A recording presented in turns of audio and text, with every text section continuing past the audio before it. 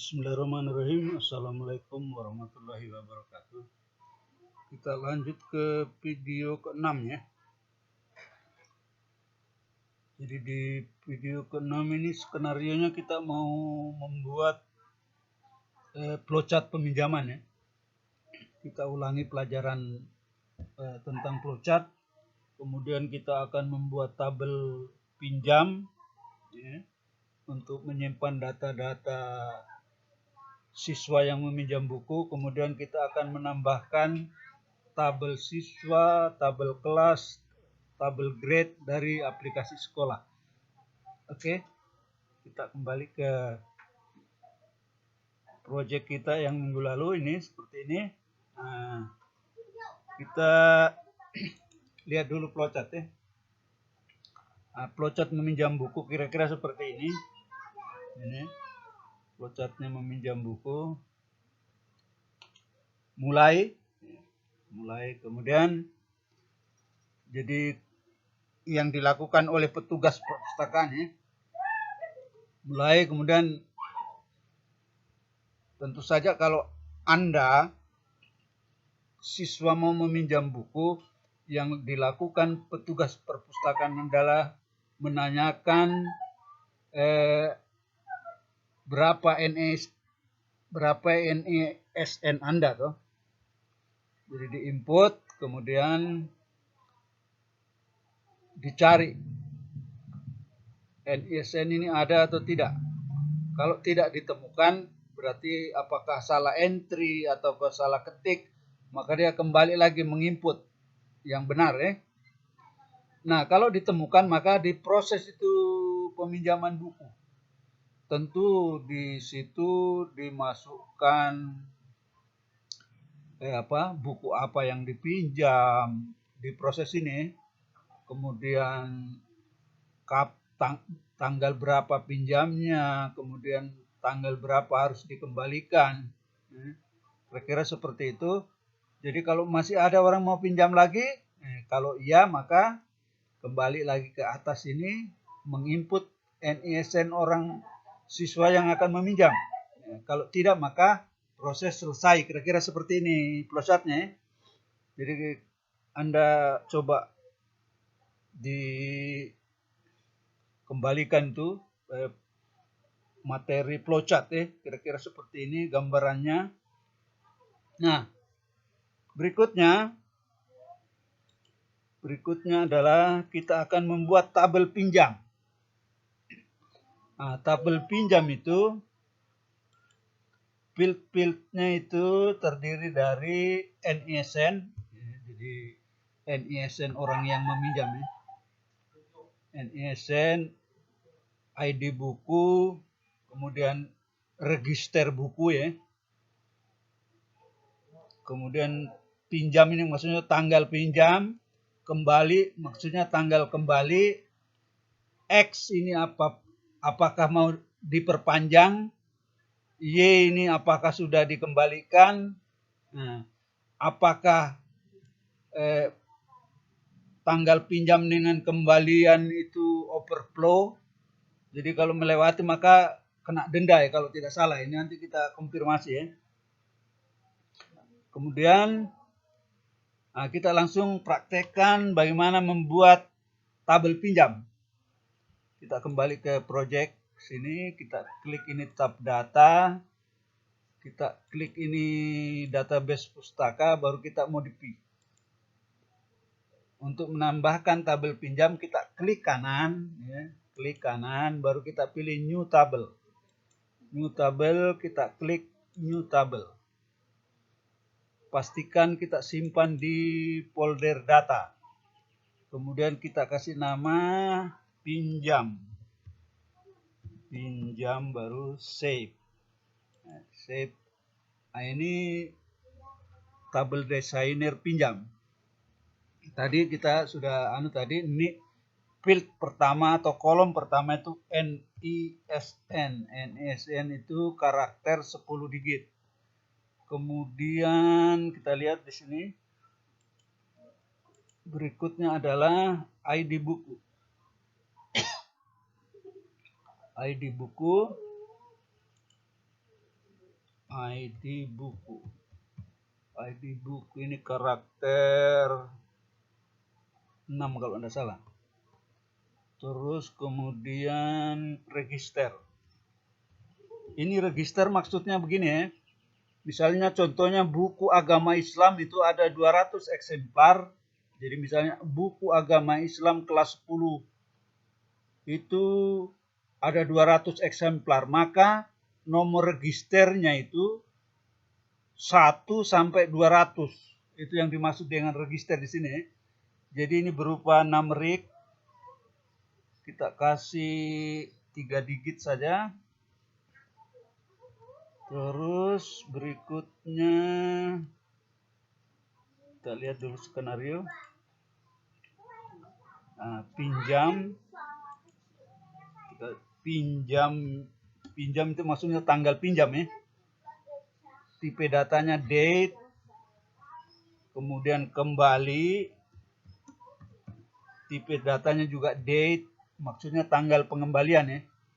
Kemudian X, apakah itu mau diperpanjang, itu numerik 1. Jadi kalau dia ada nilainya 1, maka buku ini diperpanjang. Kemudian ada Y itu juga numerik 1, itu menandakan ini buku sudah dikembalikan atau tidak. Kalau ada angka 1 berarti ini buku sudah kembali. Kalau 0 berarti ini buku belum kembali. Kemudian ada denda. Denda ini berupa uang ya. Saya tidak tahu persis berapa. Kita kasih saya numerik 5 misalnya. Nah, maka selesai tabel pinjam. Ini. Kita oke. Nah, maka sudah ada tabel pinjam di database pustaka. Nah, berikutnya kita mau menambahkan ya, tabel siswa, kelas, dan grade dari aplikasi sekolah. Jadi kita sudah punya aplikasi sekolah. Di situ sudah ada data siswa. Kita jalankan dulu Windows Explorer seperti ini. Kita cari folder di folder aplikasi sekolah ya. Dia ada di D SMA. Kemudian SIMDIK, data, kita cari di situ kelas ya. Kelas, yang ini kelas ya. Kelas DBF sama grade DBF.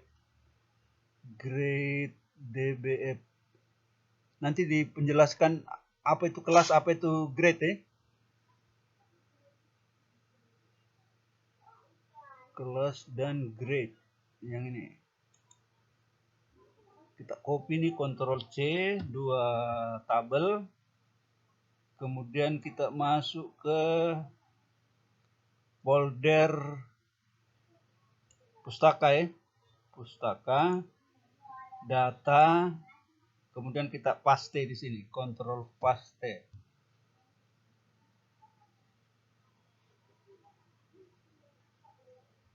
Nah, sudah masuk.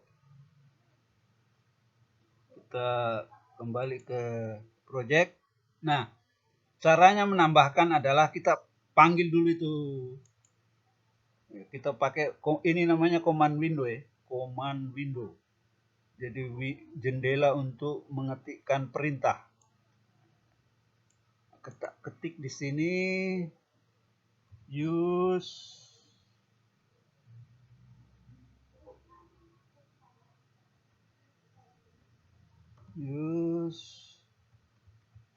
D.2 pustaka data kelas DBF ya. Nah, muncul di sini. Pesan ini muncul karena komputer tahu bahwa ini siswa ini menjadi bagian dari database SIMDIK ya, di aplikasi sekolah. Jadi kita delete ini hubungannya ya. Kita delete saja. Kita klik ini delete.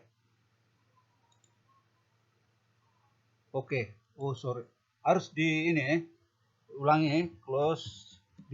Harus eksklusif ya. Close database all. Baru set eksklusif on.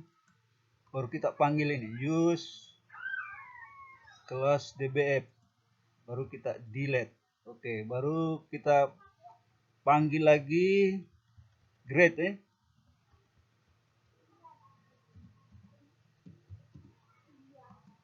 Sama kita delete. Nah, sekarang kita tambahkan masuk ke database pustaka.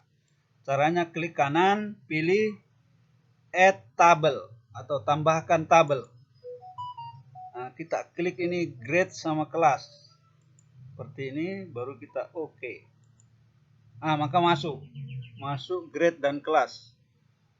Kita susun dulu ya, biar ini database arrange by name. Oke, diurut data. Nah, apa itu grade, apa itu kelas? Kelas ini adalah untuk menampung ini seperti ini. Di sini tertulis tahun pelajaran, kemudian kelas, NISN, NIS, tingkat kelas, kemudian peminatannya orang ya. Jadi di sini maksudnya itu tahun pelajaran berapa, NISN berapa itu, kelas berapa, tingkatnya berapa, dan jurusannya apa.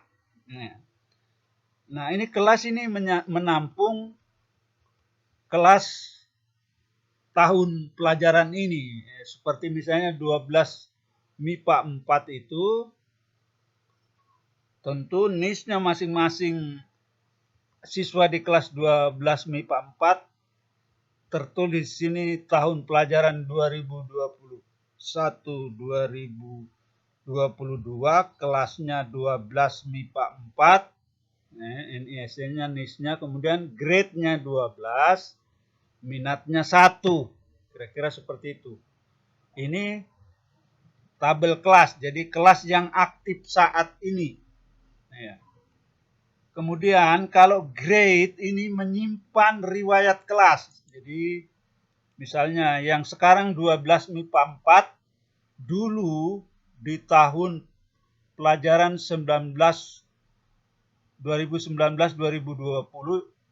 mereka yang sekarang di 12 MIPA 4 dulu itu di tahun 2019-2020 itu mereka itu kelas 10 MIPA 4. Kira-kira seperti itu. Maka datanya akan tulis grade-nya 10, minatnya 1, NIS sama NISN sama, kelasnya 10 MIPA 4, tahun pelajarannya di sini akan tertulis 2019-2020 ya.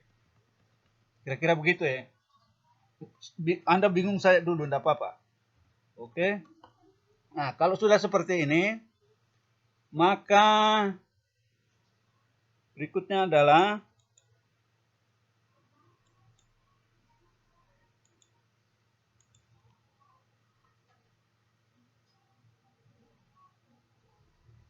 oke, sudah kita selesaikan ini. Ini sudah. Nah, berikutnya ya, kita akan begini.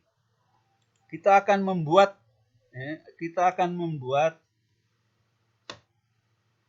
form peminjaman. Form peminjamannya kira-kira modelnya akan seperti ini. Saya bukakan ini prototipenya, modify form